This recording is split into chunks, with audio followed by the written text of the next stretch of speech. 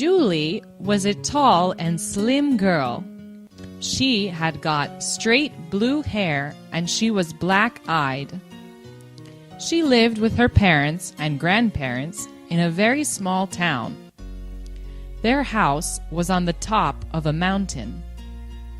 This little town was very far away from the other towns of the region. However, Julie loved her little town. The houses made of stone with slate roofs, the old school, the ruined church, and the beautiful countryside. Julie loved winters. When it rained after school, she came back home.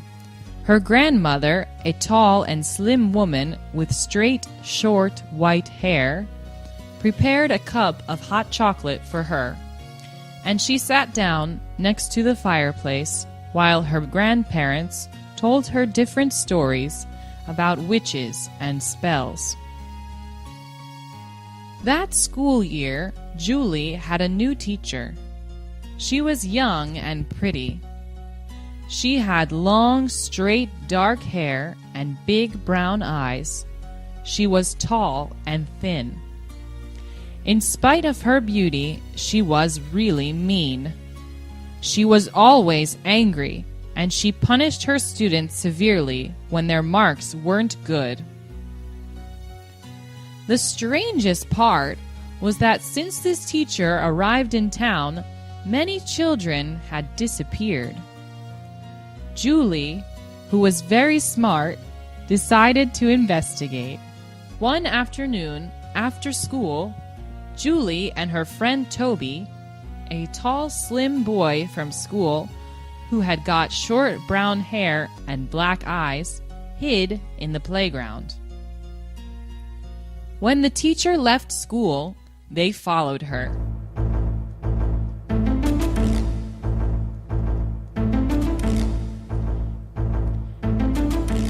They crossed a long path ending in a thick forest. They were about to lose the teacher. She walked among the trees until she got to a cave hidden by branches. She entered the cave. Julie was very intrigued, so she worked up the courage and entered the cave after the teacher. When Julie saw what happened there, she felt terrified. The pretty young teacher turned into a scary and ugly witch. Now she was short and fat. She had got curly red hair, big black eyes, a big green nose, and a big mouth. She was stirring something in a cauldron. It really stank. Suddenly, Julie realized that next to the cauldron there were skeletons. The skeletons of the missing children. She ran away from the cave.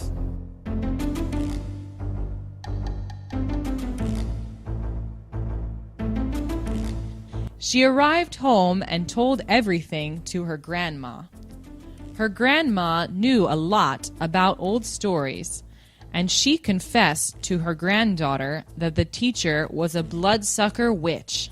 That is a witch who sucks children's blood and takes children's fat to make body creams to look pretty.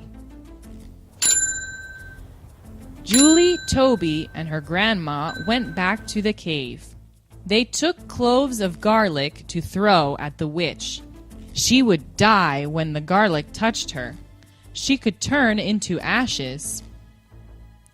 However, when they came back to the forest, the cave had disappeared, and there was a note in its place.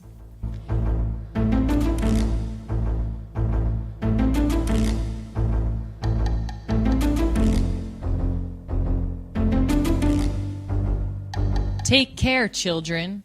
You were lucky, but I'll be back again. Ha ha ha ha ha ha ha.